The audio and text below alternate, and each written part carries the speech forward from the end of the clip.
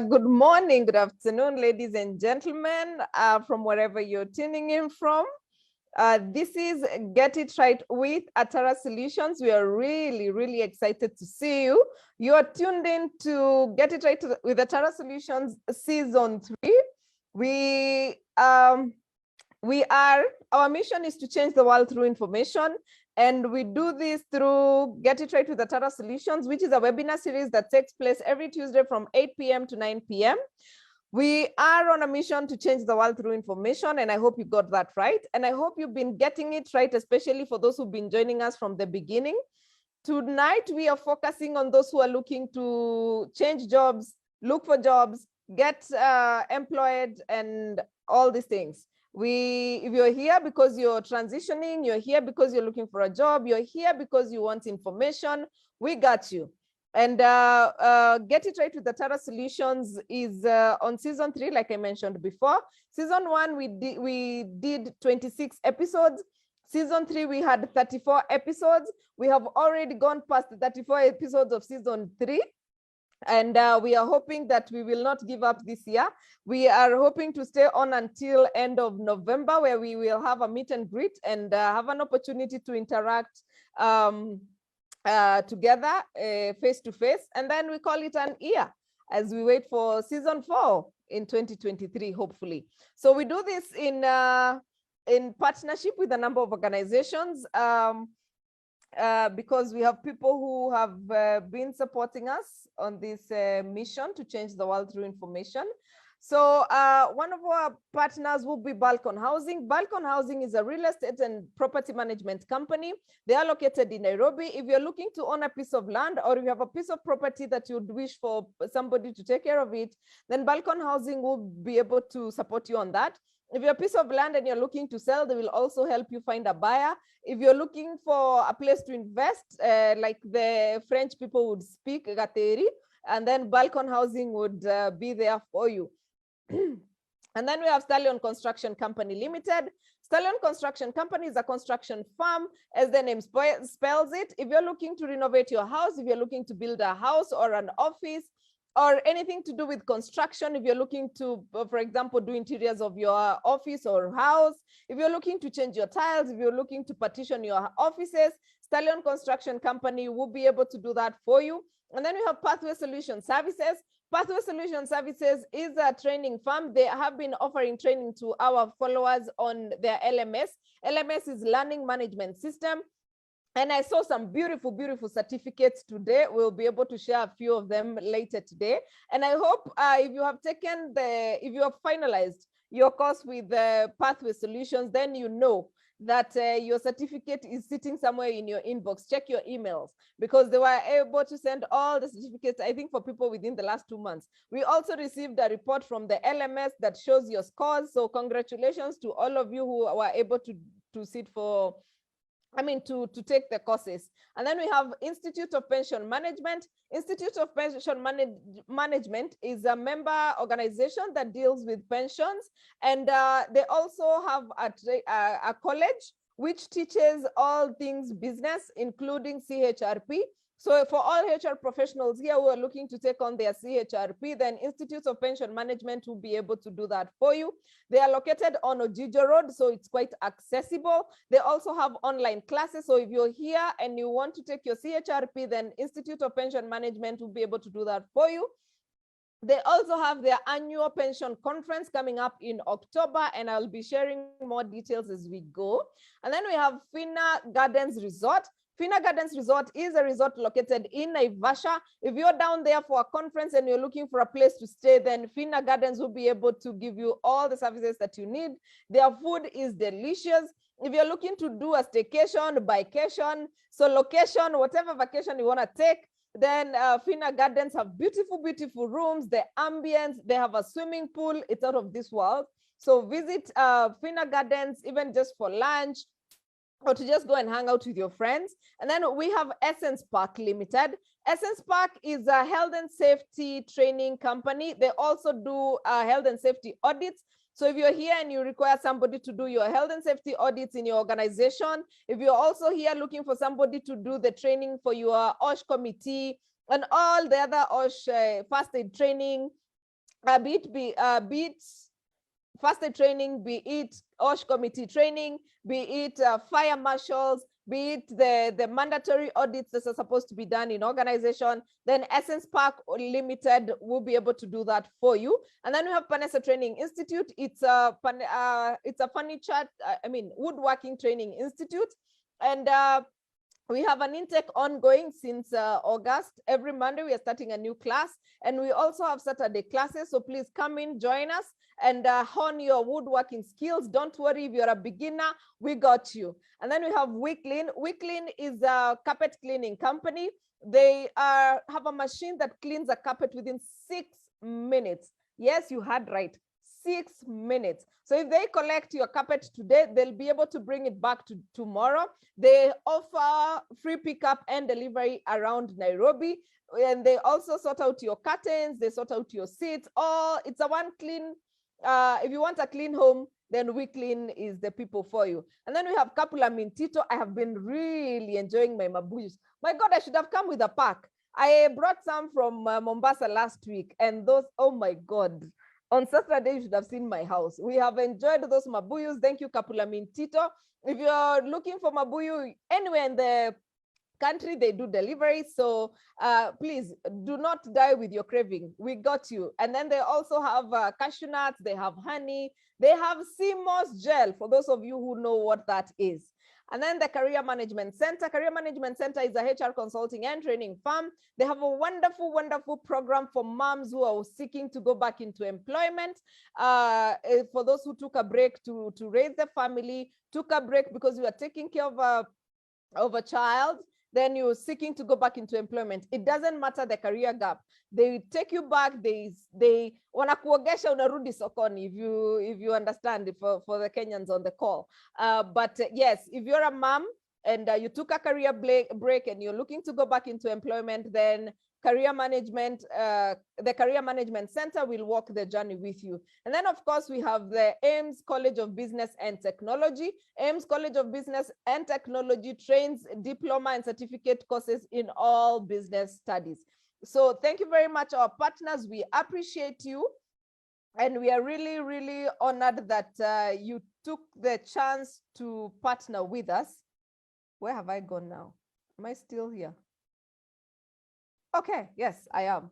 I am on Facebook and I'm also here. So I'm just trying to balance both. All right, so thank you very much, our partners. We appreciate you. And allow me to introduce my team. We have Kevin. Kevin, please, you can introduce yourself. Hello, everyone. My name is Kevin Adipo, and I work with Get It Right with a Tara solution. Every Tuesday, you'll be able to see me alongside Grace Nzula. Thank you. Thank you very much, Kevin. And allow me to recognize the presence of Catherine Sidandi. I have no idea. How do you say your name in sign language? Okay, my name is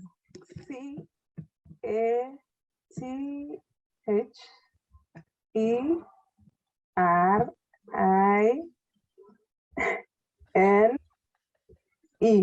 But I have a sign name. So once you just say this is Catherine, instead of just spelling everything, you just say Catherine. Okay. Okay, so at Get It Right, you actually get it right in all angles. Thank you very much for making us inclusive, Catherine. We appreciate you. We appreciate your presence. Asante, asante sana. And I have seen our people from Kampala, HR Mau I have seen Ronald. Ronald is the president at HR Mau. This is the Human Resource Management Association of Uganda. And of course, allow me to recognize the presence of my very, very good friend, Herbert Zake. Thank you so much. As in, I feel like you become a partner. Thank you for sharing our flyers in Kampala. Thank you very much for making sure that we are passing this information. You are a network I never want to lose. So thank you very much, Herbert Zake. And you know you owe me. How can you come to Nairobi and not see me? Anyway, so allow me to jump right on. We are discussing beyond money. As in, Susan, I know you cannot, you have not had enough of this one. Like everyone is asking, you send an ad to somebody who had told you I'm looking for a job, and the first thing they ask you is how much. I know I do that, but I do that from a recruitment point because I would like to know the kind of person you want me to recommend. But I know asking for money is not a bad thing. I mean, surely, have you seen the price of unga in Kenya? But however, I am looking forward to hearing what you're gonna tell us. So please take it away, Susan. Absolutely. Yes, how much, including, is it too much? Is it too little? Is one of the questions I keep getting asked. All right, so here we are, beyond money. So how I'm gonna do this. Don't forget to introduce yourself. Oh, me, don't worry. Yes. I shall introduce myself. Okay. Not to worry. I shall introduce myself, but first let's get the fun stuff out of the way. So hello to everyone who's joined us this evening, this morning, this afternoon, whatever time it is in your part of the world. We are so excited that you could join us. And we are so excited that you're here to hear about what you should be looking for beyond money. But before I get started, I like to make my sessions as interactive as possible. So if your thumbs have not yet started typing, please prepare to start typing. I want to make this as interesting, engaging, informative, and as helpful and as useful as possible. First things first, let me know in the chat, what would you do with $1 million? So if today I came and I gave you $1 million, what would you do with it? Let me know in the chat. What would you do with $1 million?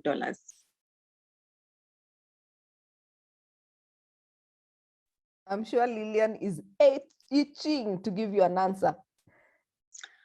I'm looking forward to hearing these answers. If you could help me just sort of read those out, Grace, that would be great. Yes, Lillian, what would you do with $1 million? Ann Motiso says, Biashara Pap. Lizzie says, okay. Where's Lizzie?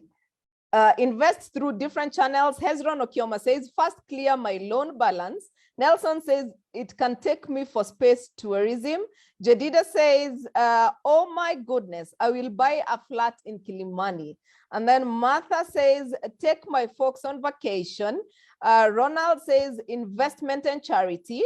Rose Chilembi says, buy land, build, set my company. Lisa Molo says, investments. Wilson says, I would invest in real estate and other business ventures. Abdullahi Abikar says, I will invest in a large business. Evelyn says, invest in land, buy shares, treat myself, be a shara. CD says, build a home, invest and travel the world, invest. Lillian, you're finally here, invest. CHRP Magina, construct cottages on my plot in South Coast. Wow, we shall come. And then Joshua says, buy a startup or invest in good stock. Investments, buy land and develop, buy a home, travel all countries. Nyaboke says, everyone invest.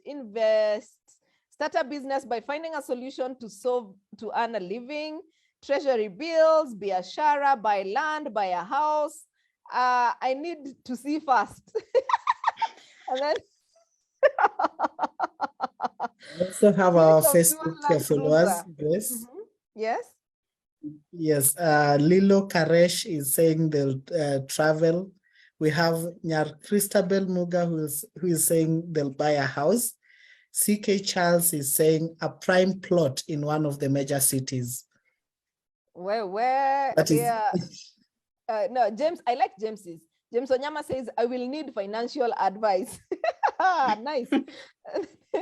Nyambura would give some tithe and real estate, buy a house. I mean, everyone is going for a house, holiday, or property. Yeah.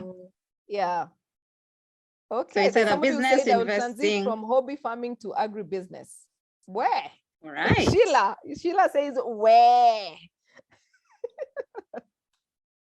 And it sounds like very many people, like you said, they are either going on holiday. If they're not going on holiday, they're investing or putting it in a business or going on vacation or giving it away or just something. So the interesting thing is this past week, LinkedIn News Africa actually did a post, which was a poll, and they asked how much money would be enough for you to live the life you want. Now, I'm just curious to hear from the people who are here. Would they pick A, B, C, or D?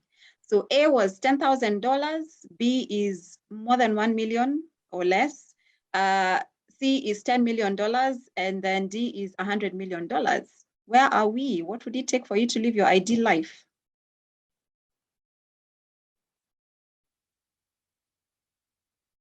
Rachel says D. Fanny says Okay. 100 million. C, D, 100 million, 100 million. D, D, B, A, D, D, 100 million, 10 million. D, D, D, D. C, D. Okay. Somebody, Mary So has said all. Mary, surely, I thought 100 million covers all. So if you say 100 million or more, you've covered all. So the interesting thing is this survey was actually done in Africa. Some of the countries that were included in this survey are our very own Kenya. And one of the things that it brought to light was that in different parts of the world, money means different things. So people in Africa generally were in either the 10 million or the 100 million. And then people in other parts of the world seem to think that they could actually live their ideal life with less money. Now, there's a theory that says there's an unlimited needs and wants of human beings, meaning no matter how much money I give you, you shall never truly be satisfied.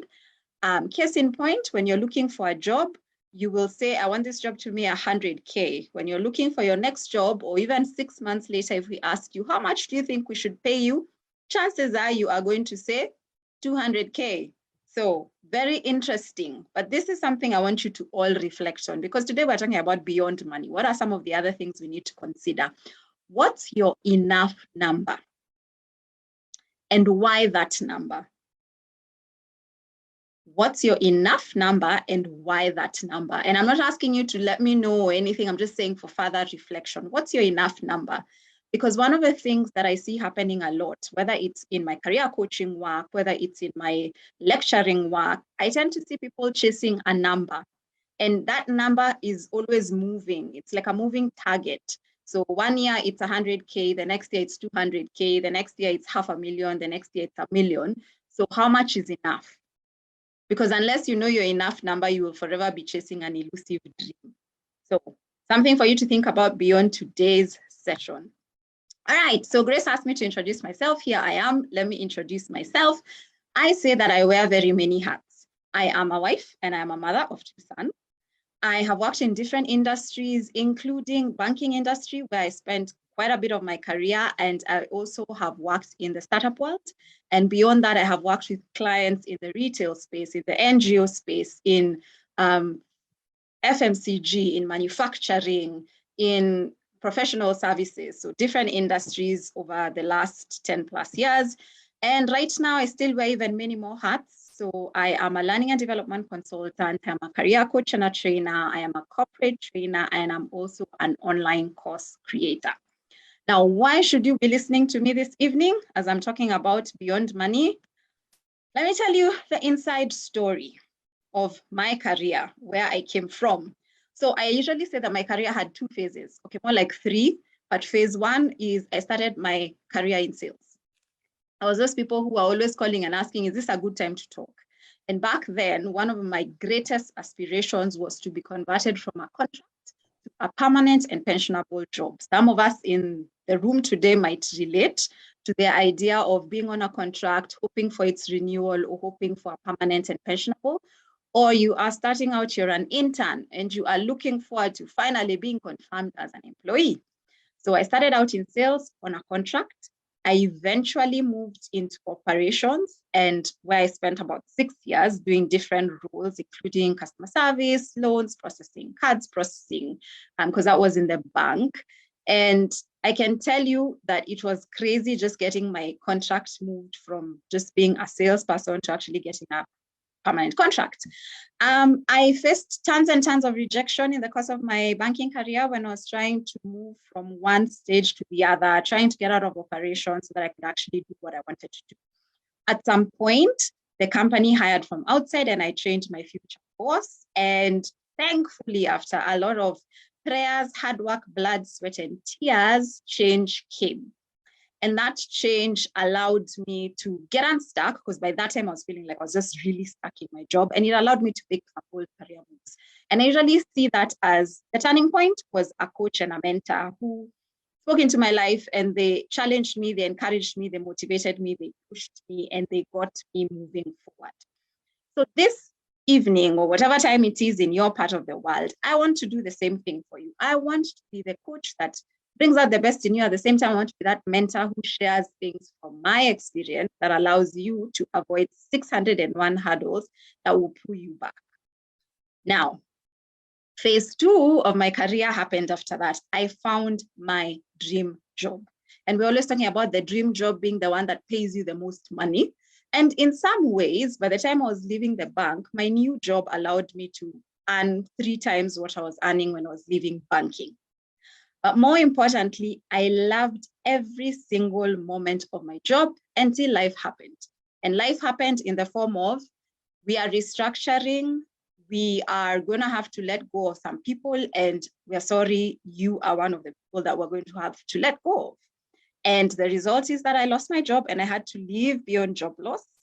And beyond that job loss, several things happened. So one, I went back on the job hunt. So Grace earlier told us about how we can be washed for those of us who've had a career break. Maybe you took a break to take care of your children, to raise your family, or for whatever personal reasons. So I went back into the job market to try and hunt for a job. So besides just dealing with the whole idea that I had lost my job, I was actually back in the job hunt. And I can promise you, money was top of mind at that point because I was trying to replace an income. But in the course of that whole journey, I was forced to reflect on what had made my previous jobs fantastic. It was not the money. Money was an added bonus. And that's why we are here today saying, beyond the money, what else should you be thinking about? So that's just like a sneak peek, a snapshot into me and into who I am and where I've been. Now, let me know in the chat, are you ready to get started on finding out what else it is beyond money? In the chat, let's just type yes. Type yes, yes, yes, yes, yes, and I'll know we're ready to go.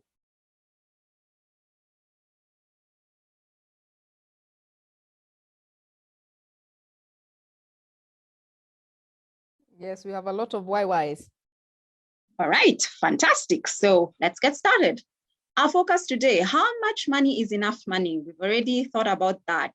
Next, I'm going to be talking about what are the keys to a brilliant career or a brilliant life beyond money. And then what are the other areas you need to be focusing on besides the money? And then lastly, it's never enough to just know. You need to be able to know what to do with the knowledge. So we're going to talk about how you bridge the gap between knowing and doing.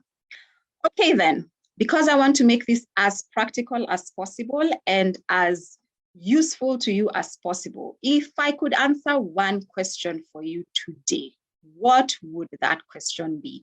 Let me know in the chat. This includes those who are joining us on Facebook. I know, Kevin, you monitor that and you just let me know if there are any questions coming from Facebook. So if I could answer one question for you today, what would that question be? Please do not be shy.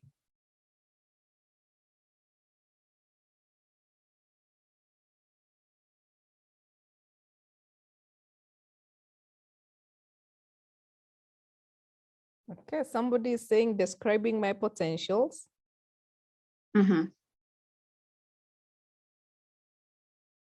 Knowing when to make the shifts. Mm-hmm. And how do I get there in my career life now that it's just starting? Mm-hmm. And there is in quotes. Mm-hmm. And then what am I supposed to focus on beyond money? Mm-hmm. And then how can I position myself for better opportunities? Mm-hmm. And then how do I move to the next level? And then how do you respond to the question, Where is that? How do you respond to the question, what is your salary expectation in an interview? And then how do I become more marketable career-wise? And then what motivates you more than money? And tell me about yourself and your weaknesses. And then extending the retirement age to 80. Then Debbie says, can you measure value contribution? Helen says, how can I be my best in what I do? Nyambura says, what are my abilities? Sandra says, what more than money? Jane says, with my experience, what business can be good with me to do? Jacinta said, how do I stand out? Ivan says, where can I get money to contract my house and live a better life? Lauren says, how do you deal with a poor paying job below your economic responsibility? Paul Ngoge says, positioning to the next big thing. Cicely says, positioning myself for excellence in the job market. Liz says, hi, Susan, tell us something about shifting to the high level jobs and salary and the salary matter. Zachary says, how can I be better tomorrow? Wilson says, being 4th-year student about to start my career, what am I supposed to focus on? Establishing myself beyond money in these hard economic times. And then Maureen says, how do you handle office bullying and you are good at what you do? Kevin, maybe you can take a few samples from Facebook. Kevin? All right, I think we have a few. The highlighted ones are, at what point can one consider money in his or her career? And then just a few from what is streaming in on the chat. How do I make my savings work for me when I retire? Catherine, how can I come back to my career after 15 years career break? Those are just some of the very few that we could highlight. Okay, somebody says, how do I turn my passion to money? Yeah, and how can I know I'm heading to the right direction? Wow. Okay. All of you need to get private sessions from Susan. Yeah, and but beyond private sessions, Grace, I think they need to go back to some earlier episodes and some of the earlier seasons, because I know we've talked about passion to profit. If I recall, we had Frida talk about that, I think a few weeks ago, a couple of months ago this year. Then the career break, I think you'd also mentioned this one before, the Career Management Center actually offering a program specifically tailored to people who've been on break and coming back. So Grace, I think they should actually be going back to some of those older episodes. Yeah, they can go to our YouTube channel. For the person who is seeking information about career gaps, we did that with Jane Mutisia. You can check on our YouTube channel. We also hosted Frida on passion to profit. So how do you turn your passion into profit? So, but of today, we are dealing with money, beyond money. Yes, we are dealing with money and beyond money. And these questions are amazing. And of course, I will do my best to cover them as much as possible. There are elements I will go into. There are elements I will not be able to go into because they are way beyond the scope of our discussion this evening. But thank you very much, everyone who's joining us, whether here on Zoom or on Facebook, and has shared their question. Okay, so who would love to be like this child, full of hope, ready for a day and having fun when they're at work? Does that sound like you? Raise your hand wherever you are. Does this sound like something you'd want? Awesome. But instead, many of us end up like this. Can anyone relate? Or if not like that, where you are wondering, when will 5 o'clock reach so that I can pick up my luggage and leave? Is it possible to be that? Yes, absolutely, definitely possible. How do you actually do that? By actually finding out what's the most important thing that you look at. So in your case, let me know in the chat. Like I said, we're going to be chatting a lot here. What's the most important thing you look for in a job? Let me know.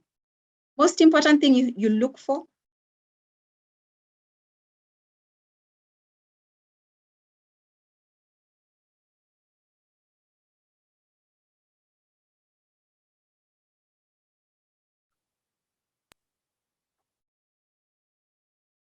Grace, would you pick that? Yeah, security, fulfillment, culture, conducive working environment, peace, creating value, opportunities for growth and security, expressions, money, growth opportunities, work-life balance, flexible working hours, culture, conducive environment, where I will be able to grow, personal satisfaction. I'm curious to know which growth, money-wise or career-wise, I don't know. Probably money-wise. Peace of mind, flexibility, satisfaction, a good boss and culture, appreciation, conducive work environment, growth. The fact that I helped someone, it's fulfillment, putting a smile on employees' faces, more money, supportive team or career development, both, peace and conducive environment, giving service, career growth, opportunities to contribute and make a difference. Oh yeah, and then this Doreen says flexibility, fulfillment, passion, conducive environment, grow career-wise, and more money. Great. Thank you so much for those answers. And thank you so much, everyone. So I lecture at the university and my course is actually called Corporate World Skills. And I remember during one of our classes, I asked people, okay, so tell me, what are you looking for in a job? And how much do you want to be paid? What kind of job do you want to work in? And almost all of them told me, one, they want to work in the NGO space. Two, they want to be paid at least 150,000 in their first job. Now, I'm sure if Grace and myself shared how much we made in our first jobs, you'd probably all laugh us out of town because it was not a lot of money for sure. And then when you take away NSSF and HIF, yes, it is not a lot. But I had my students telling me that, you know what, Mwalimu, we want to be paid 150,000 minimum. We want to work in the NGO space. And then I dug a bit deeper and I actually asked, so why the NGO space? What is it about the NGO space that calls you? And they said things like, I believe in the mission of the organization. I believe in what they're doing. I believe that I'll be helping people. I believe that I'll be working for a cause. Now, very many people chase after money. And let's not make a mistake. Money is important because money allows us and it gives us power to do many things. But when we focus solely on the money, then we lose out on the opportunity to develop what I call a brilliant career, or at least a career or a journey from one position to another, or from one role to another, or from a series of jobs that actually allows you to feel satisfied. Now, when it comes to building a brilliant career, you are squarely in the driver's seat. You need to choose well, you need to manage it well, you need to work hard, no microwave stuff happening there, and then you need to have very clear goals for yourself. But beyond that, you need to get to a place where you are succeeding, but at the same time, you're satisfied. So there's this wonderful career coach called Sophie Rowan, and Sophie Rowan calls it the SS squared factor, where you are succeeding and you are also satisfied. Now, the question then is, how do you know when you have succeeded and how do you know when you're satisfied? You cannot know that until you define success for yourself. Now, as you've all heard in the answer to the question I asked earlier, everyone has a different thing that they're looking for in their job.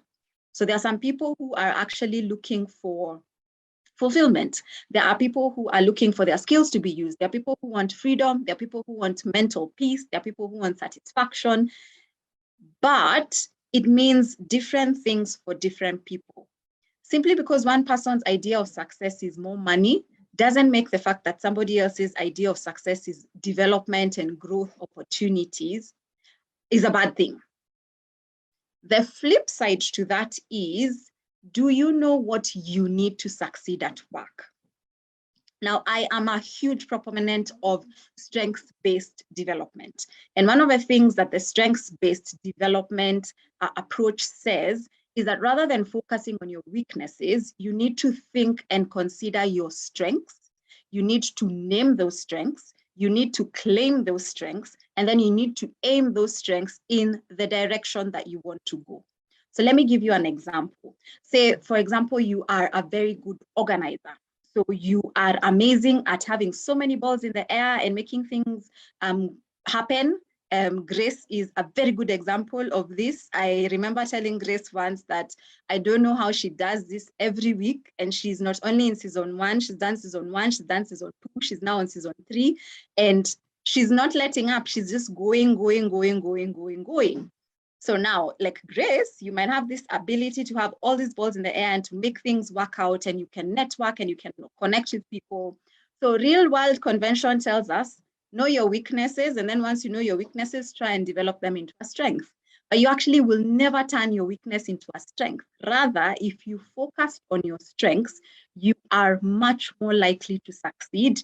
In fact, Gallup says up to 3 times more likely to succeed when you're working from a place of strength. Now, if you're somebody who is an organizer, it means you probably need information to be able to succeed at work. If you are somebody who is analytical, it means you need data to succeed at work. So when you are thinking about a job, whether you are starting a new job, I've heard there's someone who's saying, I'm a 4th year, I'm about to start my job. Start from a place of understanding, what am I good at? And then what do I need to succeed? When do I show up as my best?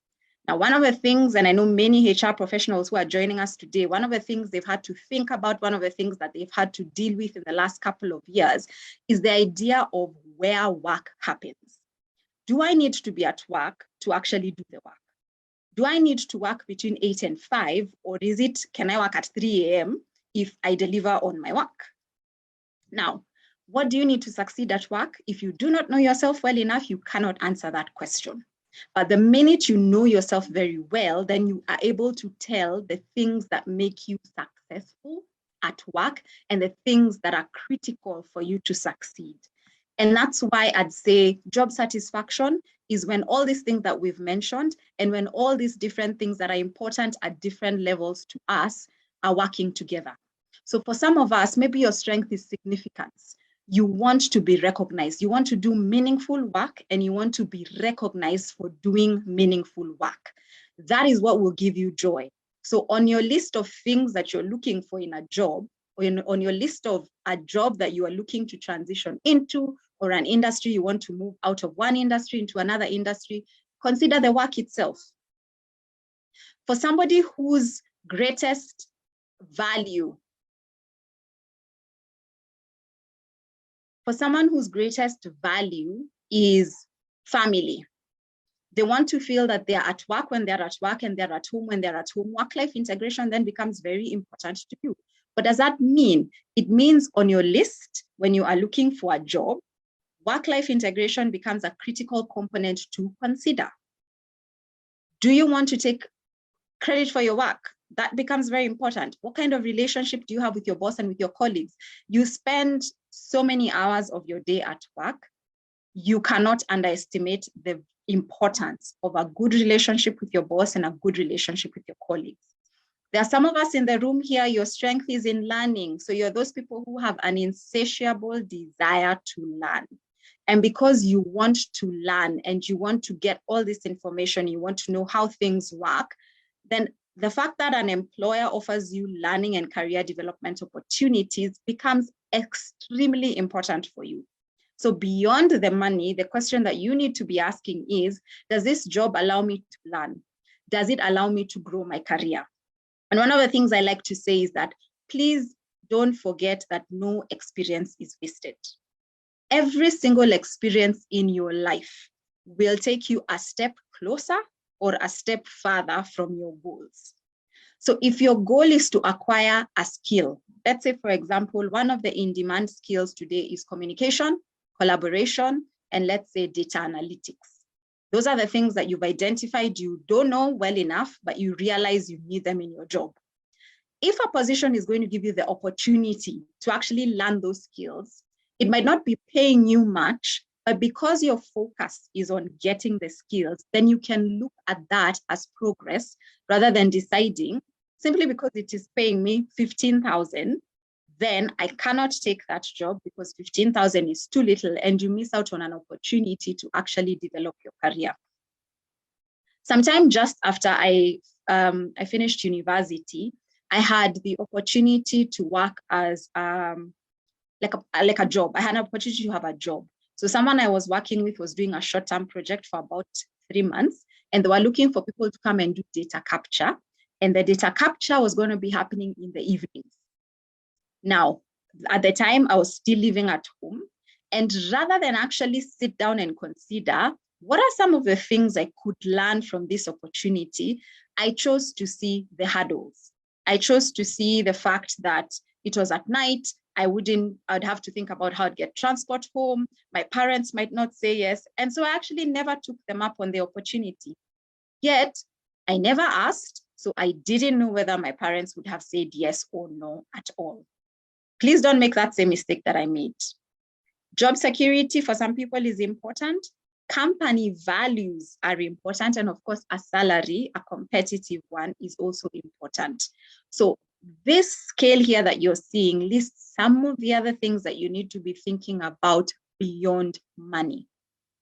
Think about the work, think about the environment, think about the values, think about the people, think about yourself from a perspective of growth, think about yourself from a perspective of also money, because you need to keep up your standards of living, but don't just focus on one element. Look at all these elements.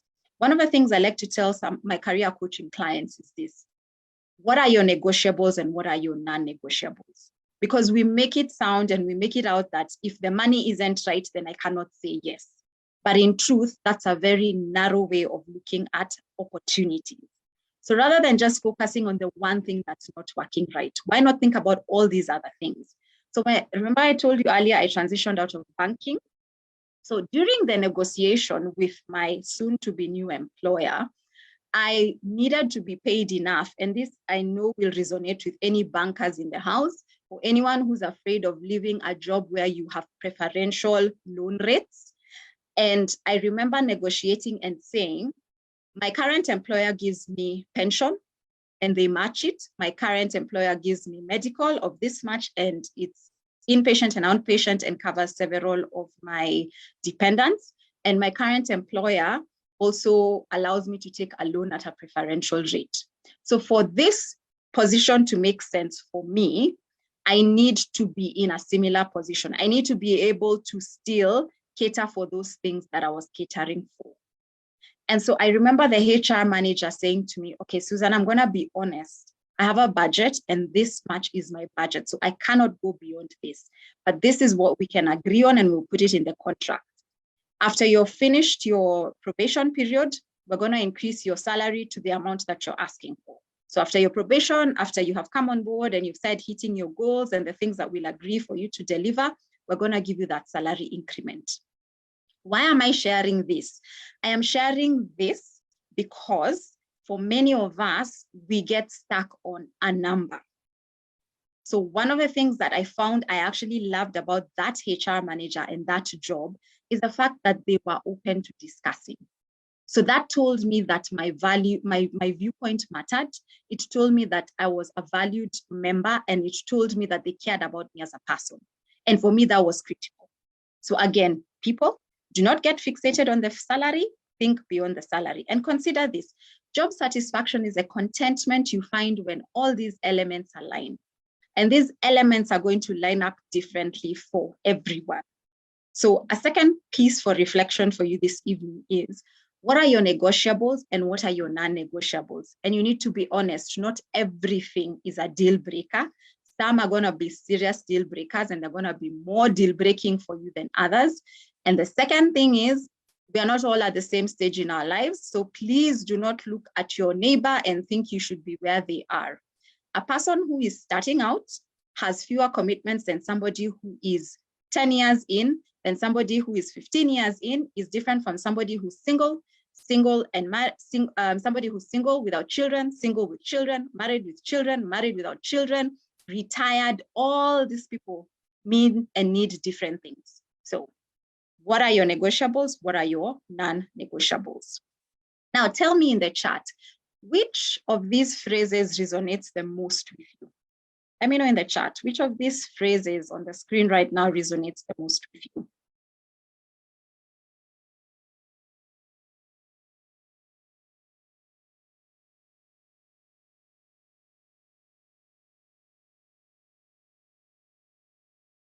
Grace, if you could help me read out.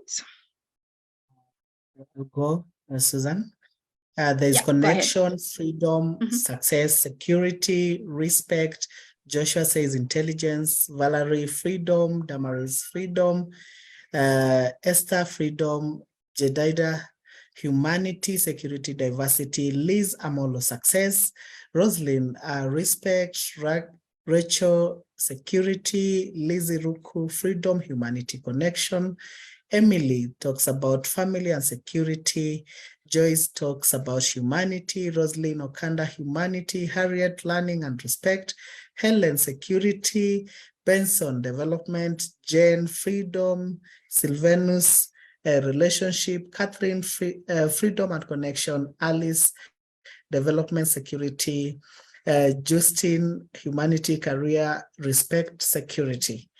Going back to Facebook, we have Charles talking about success, Samuel Kihu talking about relationship. Those are some of the few that we've got. Back to you, Susan. Awesome. Thank you so much, Kevin. And you'd all have noticed that there are as many answers as there are people in the room. There is no right answer. There is no wrong answer. There is a you answer. So whatever that thing that resonates with you probably speaks to your values and probably speaks to the thing that then becomes your guiding light. I actually really like this quote that says, knowing yourself is the beginning of all wisdom, because it's in understanding yourself that you're then able to tell what is very important to me. Is it security? Is it development? Is it freedom? And in this stage of my life, what is more important? And I can assure you, as a mother and as a wife, my most important things have shifted over the years. So when I first got married, I was recalled from my leave to actually come and do work. At some point, a few years later, then I had children, and then my priorities shifted again. And then fast forward to this day and age, my children are not as young as they were then. So my priorities again, and the things that are important to me have shifted. So very important for you. And here is something else that you need to be thinking about beyond your job title. Who are you? Who are you without your job title? Up until I lost my job, I had no idea that I defined myself by my job title, but I showed up for a networking event, and as is typical with the networking events, and even like the one we'll have here in December with some of the people in the room, people were exchanging business cards. And I remember wondering, if I am no longer the head of corporate training solutions, because that was my title then, who am I? If I am no longer a project manager, then who am I? And many times we get very hung up on titles and we fail to see that beyond titles is actually something you can get. I remember talking to someone once who'd reach out to me for a connection call. I'll usually do like a 15-minute call to just help me understand where people are at and the help that they need. And during that connection call, I remember him saying, I actually recently said no to a job because the title was all wrong. And I asked, okay, tell me a little bit more. What kind of role are you looking for? And they told me that I'm looking for a role that allows me to do what my boss does, because I have been helping my boss all along. And I asked them, okay, so this job that you've rejected because it says maybe HR coordinator and not HR manager, would it allow you to do the same kind of work? Yes. Would it allow you to actually get the experience that you have been deeply desiring? Yes. Are you still sure, like given a chance, because he was in regret at that point, because he was feeling like he'd lost the opportunity, because he got so fixated on the title and he forgot that beyond a title, there's an experience that you're actually gaining. So beyond title. And then remember your values. Part of who you are is about your values. Your values are like lighthouses. They give you signals and they give you direction, they give you meaning, and they give you purpose. Please, my dear friends, do not get into a job where your values and the values of that company do not align. It'll be premium tiers sooner rather than later. And many times when I talk to people who are in career transition, so very many banking professionals want to leave the bank. I have been there, I can understand. Many times they will tell me something happened in my life and I don't see things the way I saw them before. My values are now misaligned. So I do not feel comfortable doing the work that I do anymore because my values are misaligned. So values are very important. Even as you're considering the 6 options that you have in front of you, think about what are my values and how do my values align with the values of the organizations that you want to actually work for. And then the other thing you need to think about, and this was a question that people asked, how do I take it to the next level? How do I actually make that transition? How do I move out of employment into a business? Or how do I actually move from one level of my job to the next level of my job? And this is actually how you do it. Ask yourself, what is in my career toolkit? Because we all have something to offer. What is it that you have to offer? What are your experiences? What is your knowledge base? What are your attributes? What are your strengths? What are your talents? What is in your career toolkit? Because unless you understand and appreciate this, then you wouldn't actually be able to position yourself with confidence and package yourself well enough for a potential employer to say, I want you to be part of our organization.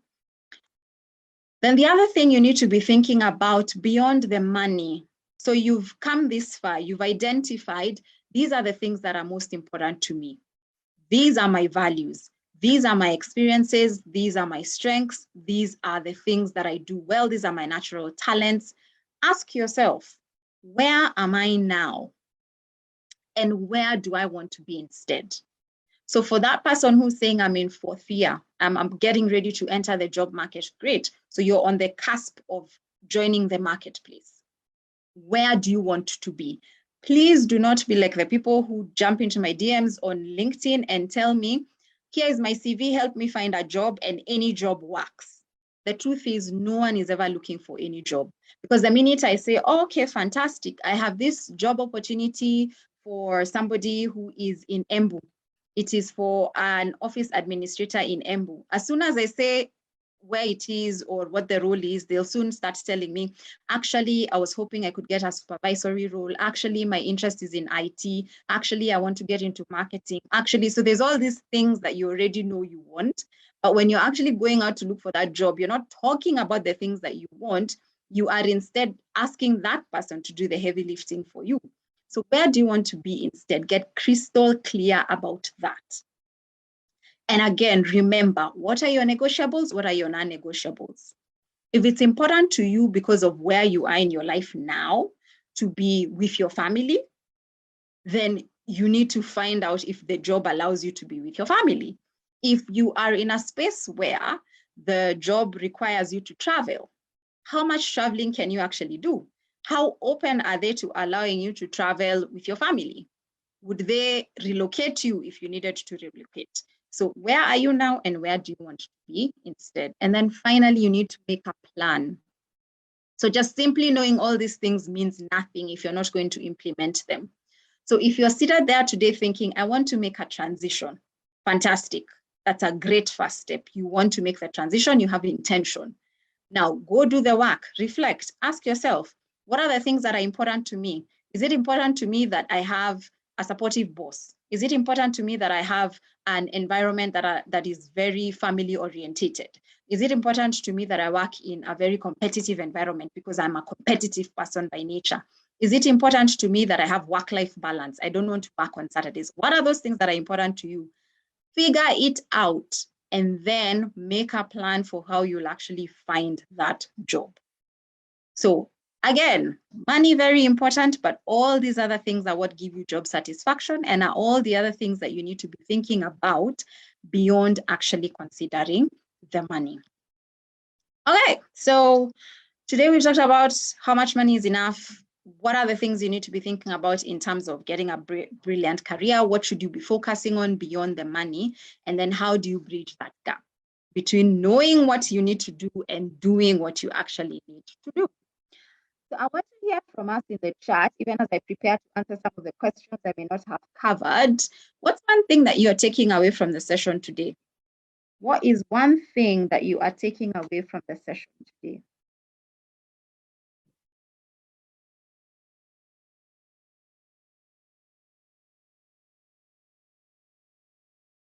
And Kevin, you can help me read those responses as they come. Kevin or Grace?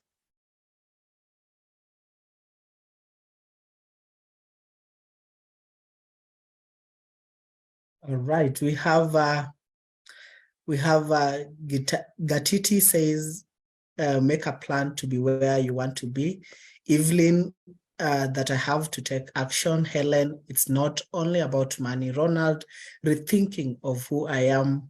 Gasere, career toolkit. Jacinta, what is that I want? Nyambura, there is more than money. Judith, know my career toolkit. We have Paris, know your strengths and work on them. Boniface Musembi, choices vary. Lizzie, understand what I want in career and have a solid plan.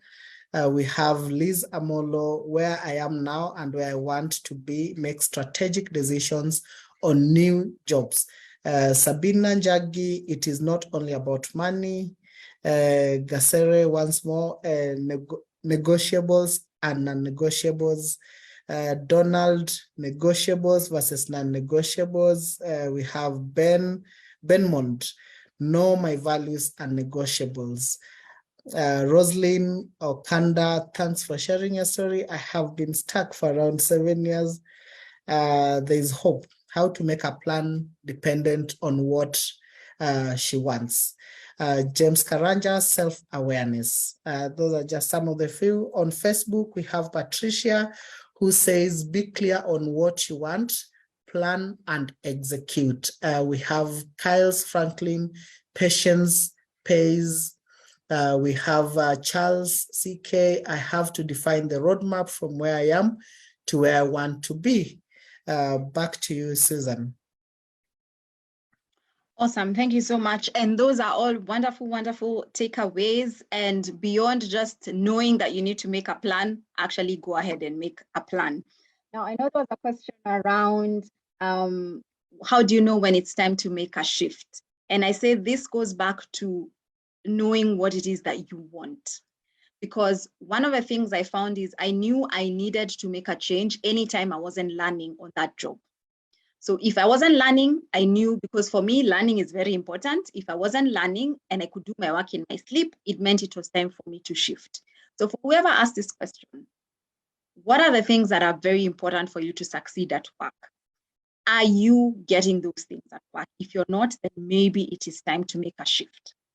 That's the first thing. Then the second thing is, what do you want? Because sometimes many of us are tied to what I call golden handcuffs. You feel that you have so many commitments in life that if you quit your job today, it would be a disaster. And while that may be true, it has held very many people back from actually taking bold steps and making a change that they need to actually make. And then for anyone who's asking, because there are people who are saying, how do I shift to the next level? There are people who are asking, how do I get positioned? What if my job isn't paying me well? Then what? Anyone who wants to make a shift, 3 things that are always very critical. One, we have talked about today, self-awareness. Get clarity about who you are and what you want. I promise you, it shall do wonders for you. When I started out my career, I wanted to work in HR. And that's all I'd tell anyone who would listen. I want to work in HR. I want to be in HR. But HR was this mystical big thing that I had never really practically engaged with. Now, through supportive bosses and through my coaches and my mentors, I got attached to HR. So I went on attachment to HR during my maternity leave. And when I was there, I asked our HR partner then to put me in every single department. So I had an opportunity to do recruitment. I had an opportunity to do filing. I had an opportunity to do admin, payroll, everything within HR I got to do. And that helped me solidify one critical factor, that while I wanted to work in HR, my strengths, my talents, my interests, my natural inclinations were squarely in the learning and development space. And so from that time on, I stopped trying to be everything in HR, and I focused my attention to the one thing that I did and that I did well. That is how I began to get my experience in training. I didn't have an official title, and this is to anyone who is thinking, but I can't do anything because I don't have an official title. I didn't have an official title, but I did the work of a trainer. I got the existing trainers to train me. I asked for them to give me opportunities. I'd show up and just say, I'm here, give me a class, and then sit in and give me feedback. And that is actually how I developed my skills. So for anyone who's out there and is thinking, how do I actually develop my skills? First thing, get clarity. Who are you and what do you want? Then secondly, goes back to your career toolkit. What's in it? What are your experiences? What skills do you have to offer? I do not believe that no one has skills. Even if you're coming from the university today, you have some skills. Were you in the debate club? Were you a president of something? Were you a leader in something? Were you part of a team? Did you help negotiate something? Were you a class president? Were you a class leader? Were you in charge of a group? Those are all necessary experiences that all contribute to your toolkit. Do not take that for granted. Third thing, if you're thinking of developing your career and growing your career or making a transition, is actually creating a plan and committing to it. Committing, saying no matter how hard it gets, I know exactly what I want and I will do whatever it takes to get there. Whatever it takes might be like me. I went on attachment during my maternity leave. Whatever it takes could be telling your boss over and over and over and over again until they finally give you that opportunity. It could be doing extra work before hours or after hours. It might mean going back to school. Commit to whatever it takes to get there. Okay, commit to whatever it takes, which is legal. We're definitely not advocating for anything that is illegal. So how do you position yourself? Get clarity. Who are you? What do you want? Second thing, find out what's in your career toolkit so that you can package yourself confidently. Third thing, create and commit. Those are the ways you grow. That still helps you even if you're starting out today. It still helps you even if you're transitioning out of employment into business, which is a whole other conversation that we can go into today. But what you can do is connect with me. So I invite you to connect with me on LinkedIn. I spend quite a bit of time there. Connect with me on LinkedIn. Send me your questions if you still have any beyond this session. I am more than happy to answer them. And one last thing that I will say is this. Many times we feel that an opportunity. So for example, you see a job description, whether it's on LinkedIn, whether it's something that a friend has forwarded, and you feel that it's too much, like it's way beyond your head. Don't let that discourage you from applying. Think of the JD as a wish list that a recruiter has. If they can tick all the boxes, yay for them. But if they can actually get somebody who ticks 60% or 70% of the boxes, that person will still do the job and they will have room to grow and improve. Because remember, we are saying again, one of the other things you're looking for is development. You cannot develop in a position where you already know the work. You develop in a position that stretches your muscle, that challenges you to do things you haven't done before, and that helps you build your strength and it allows you to build your expertise. So don't get discouraged by something that feels like it's too much. If you meet 7 out of 10 of the requirements, by all means apply and present your case confidently, because that is actually how you get to win. All right. And I think I have answered almost all the questions. And if there are any that I have not answered, tunaweza patana huko LinkedIn. Watu waniulize maswali. Wow. You are a powerhouse, Susan. I always love listening to you. This career thing is not a thing you do. It is the thing you do. And and thank you for sharing your experiences. As you were speaking, I was thinking about how I started my career. And I remember quite a number of people asking, Grace, why are you taking a job that you're being paid 13,500? In fact, my boyfriend said, I will give you 15,000 not to take that job every month. But I took the job anyway. So, I mean, sometimes you just have to go for what you really want. And I'm really grateful that I took that job, because without it, I wouldn't be where I am today. It has really defined me so far. And I'm loving the comments on the chat. quite a number of people saying, I have found a place to start. Thank you. You have inspired me. And thank you for sharing.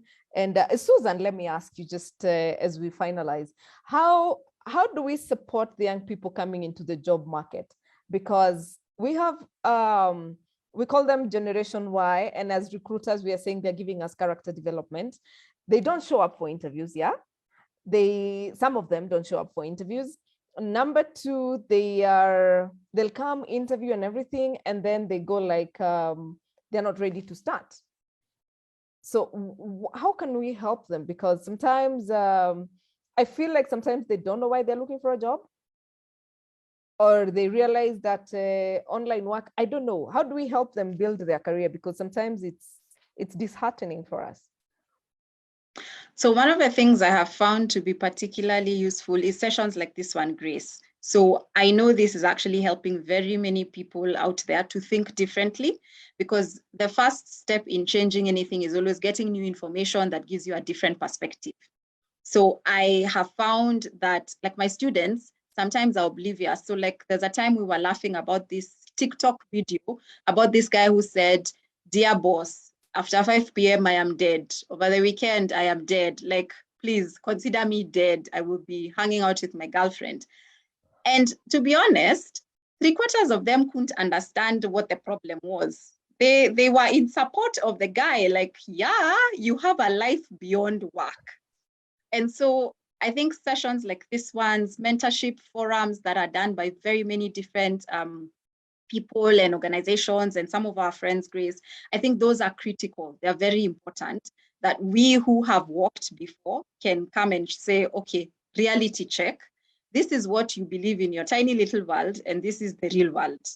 So reality checks like those ones. Then the second thing is on the side of the Gen Zs and the Gen Ys and the people who are coming into the marketplace is actually seeking out that knowledge.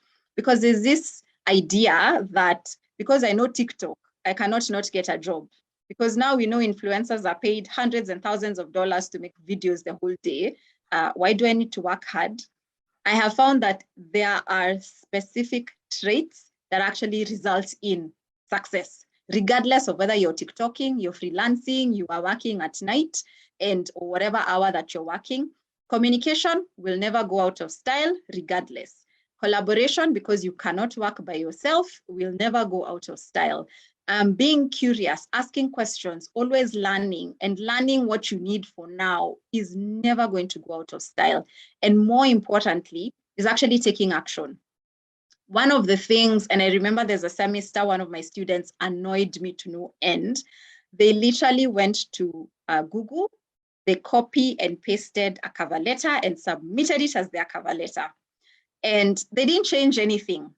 So you know the way you can tell, Grace, you've seen so many cover letters, you can tell when this is not original. You can tell this one was lifted from somewhere. Like they made zero effort, zero effort. Now, without effort, you will never succeed, no matter how good. I mean, even to make those TikTok videos, you need to work. They don't just make themselves.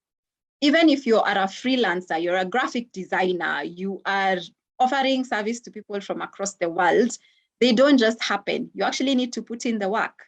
And so I think it's also on the other side for the people who are up and coming to also play their part. Because it's not just about us who've gone before sharing, it's also about them accepting. It's also about them taking ownership for what they want. Because there is no microwave for success. The people who tell you, oh, you know, I slept and behold, I woke up, I was a billionaire, is a lie. No one is an overnight billionaire. I'm sure if we had the backstory for all our YouTubers and all the people who are making it, they'll tell you they probably posted a video, no one liked it. They probably did it 600 times in the first few days before they finally figured things out. So even when we try and make it sound like it's instant, it's not. There was work that went behind it. So just a word to people, please don't try and escape the work. It is, you cannot succeed without doing the work, no matter who you are. Bill Gates will tell you, Jeff Bezos will tell you, you know, all these people, even Elon Musk with his tweets, he still has to work. He needs to think. in order to see the opportunities. So that's what I'd say, Grace. It's a two-way street. Yes, it is. Yes, it is. I totally agree with you. And I can see Jocelyn Musimenta. I hope I pronounced your name correctly. Your hand is up. Maybe you can unmute yourself and say something. If your hand is up on intention. As we wait for Jocelyn Musimenta. Or should we go to my friend Cicely Gatiti? Cicely, your hand is up. I don't know whether that was intentional. Cicely, is your, was that intent? Okay. All right, go ahead, Cicely. No, Grace. Hi, Ma. No, Grace, nothing. Okay. Thank you, Catherine, for sharing your insight. Okay, your internet is misbehaving, but we have had you. You're welcome. You're welcome. And Chirchir Ruth and Timothy Morioki, James Karanja, are your hands up by whatever? Please unmute yourself. Timothy Morioki, Chirchir Ruth, Jocelyn Musimenta. Jocelyn? Okay, and then we have Patrick Okanang. Patrick, you can go ahead and unmute yourself. Okay, and then we have Kevin Kuria. Kevin Kuria, is it intentional? Kevin Kuria, Patrick Okanang.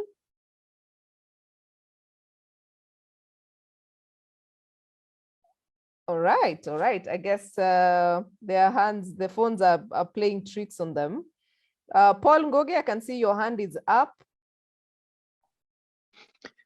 Yeah. Thank you so much, first of all, Grace, for arranging all these particular sessions. Today I didn't want to give you so much credit, but I know you've done so much. So today actually credit really belongs to Susan Kiamba. And I think more importantly is the power of stories, the power of narration, and for you to be very bold and to be candid, to work with people. I think that's actually the true measure of getting blessings and also just impacting on people. Those particular stories and even telling people exactly what needs to be done is actually what is actually truly transformative. I think those were my comments, just to thank you sincerely, Susan Kiamba. Thank you, Paul. We are still waiting to host you on Get It Right. And I'm hoping you'll be our guest before the year ends.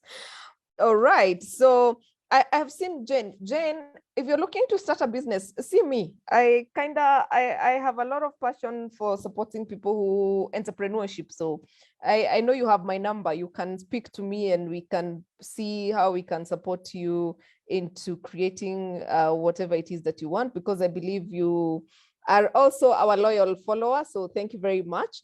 All right. Kevin, I don't know whether we have anything on Facebook. And before we end the session, we have giveaways for you. We have giveaways for you from Pathways Solutions. Kevin, I don't know whether you're ready with that. We have giveaways for you. We have free sessions to offer you. Oh yeah, and gosh, Susan, I forgot to offer the Valerie is unable to unmute. Let me find you, Valerie.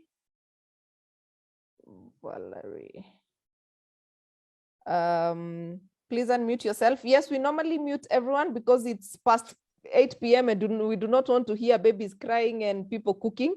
So Valerie, go ahead as Kevin gets ready with Pathways offers. Hi, Grace. Hi. Susan, you're doing a great job. You're truly a teacher. And I'm glad the session went well. So I had one question to ask. Yeah?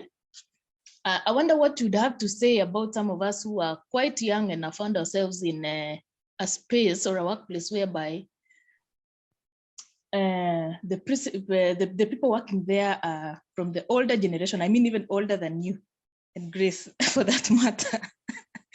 Yeah, because currently I'm in that situation, and the person who was there before me had worked there for 35 years. And I'm here now within a span of 7 years in the industry and you find yourself there. How do you go about it? And McHugh, the body size is as minute as I don't know who. So you're feeling like the baby of the company, but you still are in a position of authority. How do you go about it? Valerie, do not worry. I feel you deeply. Been there, done that. So in the course of my banking career, I was seconded to another department to set up a help desk. Now, the department I was going to work in, I was one of the youngest, if not the youngest. I was definitely the youngest in the organization. So my colleagues had been there for 35 years, 25 years, 15 years, 10 years. So for them, they had been there, done that, seen it, and moved on. So I was coming into a team where, for one, I had no idea what they did. So this is the team that used to process mortgages and loans. And I had no idea how that happened. So I've come in and I remember day one, they said, mtu wa help desk amekuja. The help desk person is here. Here is the email. Here is your desk. Cheers. Yes. Go do you. So they'd been told, yes, they'd been told I have come to solve all their problems, notwithstanding that I have no idea what they do. So and then this is my boss used to get historical. So I'm on the phone with someone, I'm the help desk, so I answer phones and I answer emails and I sort out queries. Somebody came and would ask me, so now I am at this stage, what happens next? I have no idea. So I have to go and ask my boss. Now my boss is those people who had been there from the days, the days when they used to hire somebody to stamp documents. So my boss had worked for the organization since the day for stamping documents. So she would start, in 1945, we used to, and she'd want to give me the whole history of how everything happened. Now, long and short is this. There is value to be gained on both sides. That is the lesson that I had to learn. So one, I had to learn patience. I had to learn that my colleagues had a different way of seeing the world from the way I saw the world. That was neither good, neither bad. It was just different. So understanding people have a different perspective, and then two, trying to see what can I learn from them. So my boss was known for being very strict about process. She could drive you and she could really make you get so annoyed because she's stuck on, it must come in this format, it must look like this, it must be done like this, or else I don't touch it. So this is what happened. My boss had a goal in life. Her goal in life was to walk more. So we agreed, okay, boss, I have no problem with walking. You have a problem with walking. So what we'll be doing is every time at lunchtime, we will be walking 6 flights up from where our offices are. I will hold your hand and we will walk 6 flights up and come 6 flights down. So I have supported her with her goal. Then for her, because she had the institutional knowledge of the organization, I chose to learn at her feet. I got to understand why we did things the way we did, why some things were not going right, why and how to troubleshoot when things were not where they were supposed to be. So understand the perspectives, Valerie. Understand this person thinks differently from the way you think. It doesn't make their way of thinking wrong. It is their way of thinking and it is their experience. You can never argue with someone's experience. It's theirs. Secondly, there are always things you can learn. So the question is, are you willing to learn? And are you willing to sometimes come down so that you can meet halfway, even though it can be a bit hard? Mm-hmm. So my boss struggled, for example, with IT things. So she'd be like, my machine is not helping me find this thing. So I'd go and show her, check this, try this, check this, try this. So something that might be useful for you, Valerie, is just seeing what are your spaces of commonality? What do you share in common? You probably want the organization to succeed. Great. Your way of doing it might be different, but everyone wants the organization to succeed. How then can you take their viewpoint, marry it with your viewpoint so that together you're stronger, rather than always being at odds? Because I suspect what happens is they're like, watatuambia nini? These young people who have just joined yesterday, what do they know about the business? So understand their perspectives, find place of common ground, and keep that communication going. Don't stop, even when it is very hard, because I can imagine it must be very hard and feeling like you don't have a voice. But it helps, it works. My boss became one of my best friends in the organization after that whole drama. Thank you. Thank you, Susan. Kevin, please shoot.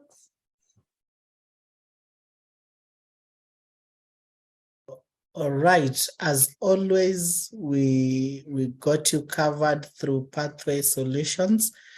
We have a few trainings on LMS for individuals and a few trainings again for corporates. So for today, 3 people each will have 2 LMS training courses of their choices. The courses on offer are mastering job interviews, hiring behavior interviews, writing a business plan, marketing and sales for small businesses. Both the 4 trainings that I've mentioned are done on LMS. But we have one job interviews techniques before and during that will be done on Zoom. Open to everyone, and then terms and conditions apply for these trainings, some of which are the training must be completed within 30 days. No previous winners should be able to participate in the training in the application process. You must express the interest today, that is by sending a paragraph on why you want to be sponsored for the 2 courses. You'll have to write your full name and email required to register for the LMS trainings. For Zoom meetings, training is open to everyone. That is a virtual training. It will be done by mid-September, and you must as well send an email to Grace and to Frank. For the companies or corporates, each 10 companies each will choose again 2 training courses of their choice. The courses on offer are networking outside the company, conducting effective performance reviews, performance management, employee dispute resolution, customer service relationship, personal productivity, building relationship for success in sales. Again, these are terms and condition applies, and the previous winners should not participate. And representative to these corporates should write a paragraph on why they feel they need to be sponsored. For company, please confirm your interest within 7 days from 30th of August this year, and give a contact person of whom they liaise with regarding the training. We are offering 100, Pathway will be offering 100% sponsorship, and no payment will be required.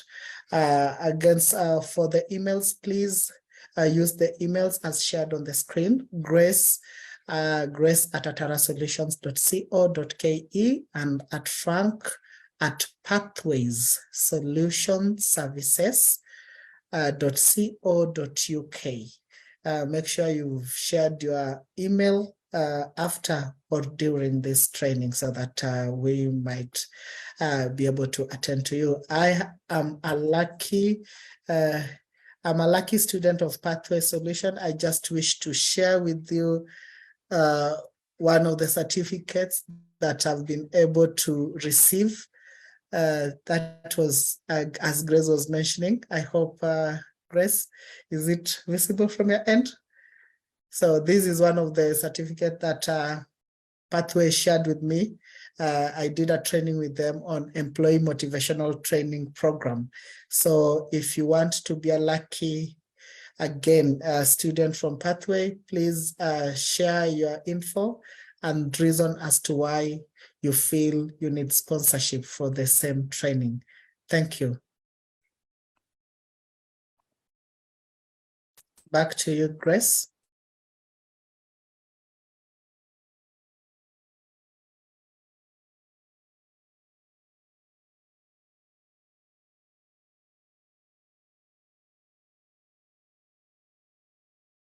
Okay, as we are waiting for Grace, let me take this opportunity to acknowledge our sponsors and partners.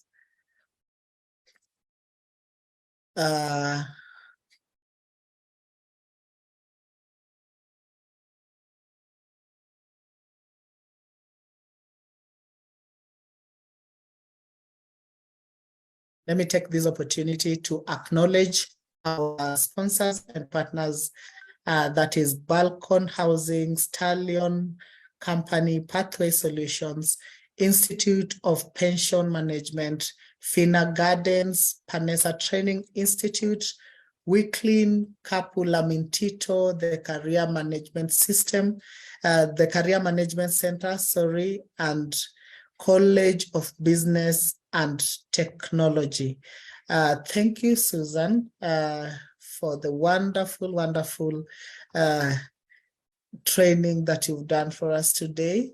It's a blessing to be part of the training. Any parting shots from your side? Parting shot from my side is that people now know what they need to do it. So don't look for another something. Don't give yourself a reason to wait until tomorrow or maybe next week or the next week or the next week. Because I often hear people say, I don't think I have enough experience. I don't think I have enough papers. I think I need to do this more. I think I need to do this more. Start where you are and build out from there. That would be my parting shot. Start from where you are and build out from there. And yes, let's connect on LinkedIn. Please remember to reference that we met here so that I just know where you are coming from. And thanks, Kevin. Thanks, Grace. Thanks, Kathy, and everyone from Atara Solutions. Thank you so much. I believe I believe my colleague Jacinta. Jacinta, please, you can share our WhatsApp link. Grace is here. Grace, your parting shot.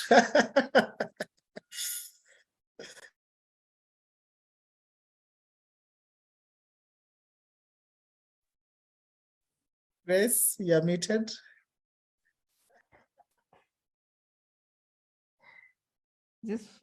Okay. Yeah, today my internet seems to be really misbehaving, but oh yeah, you want my parting shot from the topic?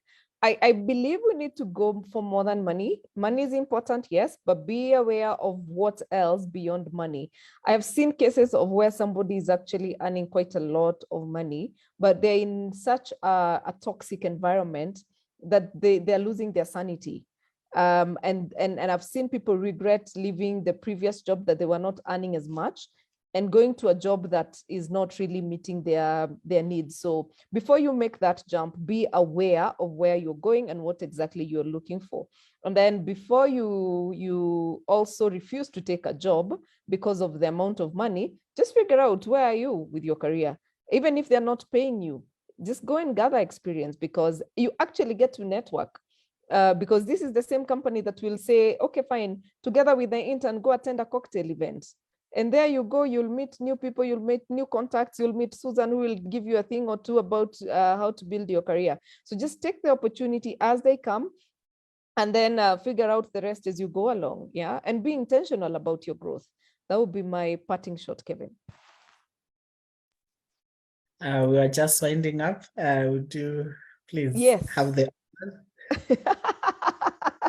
Thank you. You're coming on very well, Kevin, including my friend Posa has said. All right. So thank you so much, guys, for being here. Jacinta has posted our link. Please give us feedback. Give us feedback. Give us feedback.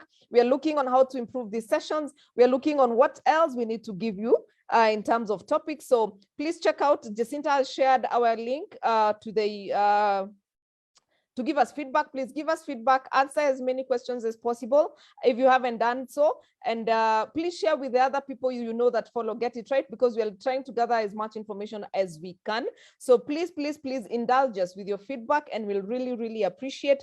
This program is done because of you, to help you meet your needs. And so for us to serve you better, please give us feedback, give us feedback.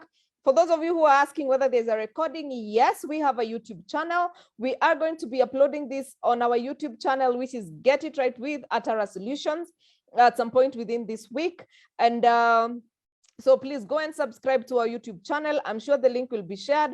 Please join our WhatsApp group. We have a WhatsApp group for Get It Right with Atara Solutions. If you're the first time, at least you can get a chance to collect, or rather be aware of what topic we are discussing. We do this every Tuesday from 8 p.m. to 9 p.m. And please follow us on Instagram at Atara Solutions, like our Facebook page at Atara Solutions. And for those of you who are tuned in on Facebook, hello, hello. I hope you got to learn something. And then subscribe to our YouTube channel, Get It Right with Atara Solutions. Next Tuesday, we are going to be looking at a leadership and especially matters risk management. That is our topic for next week. So keep it here from 8 p.m. on Tuesday. Today we have exceeded. We normally, okay, Sawa. The topic was very interesting and my internet kept misbehaving. So we are fine. And so thank you so much, Susan, for being here. We really, really, really have had fun and we have learned a lot. So thank you so much. And I hope that we can continue interacting and continue supporting those people who are coming into employment and into L&D space. And then thank you, of course, Catherine Sidandi. Thank you so much for making us inclusive. I don't know what we could do without you, Mama. Thank you so, so much. And for those of you who have events and you're looking for a sign language interpreter, Catherine Sidandi will be able to support you on that. Please make sure that you are not leaving anyone behind. It is the year we are embracing diversity and inclusion, and Catherine will support you in terms of making sure that you are inclusive. And of course, Kevin, thank you very much. I can see you are learning very well. Jacinta and the rest of the team at Atara Solutions, you guys are awesome. I appreciate you. And thank you for joining us in this dream, or rather me in this dream. So we really appreciate you and trying to be here. You know, Susan, my team is here every Tuesday. And I think they don't even bargain about it. I think they are sharing into the vision. So I don't take it for granted that you make the time to be here instead of being with your family. So thank you so much, guys. Our audience, we can't do this without you. Thank you so much. See you next week, Tuesday, same time, same place, as we discuss risk and risk management. For our team from Uganda, I've seen Brian Musisi, Asanteni Sana. To our partners, we thank you.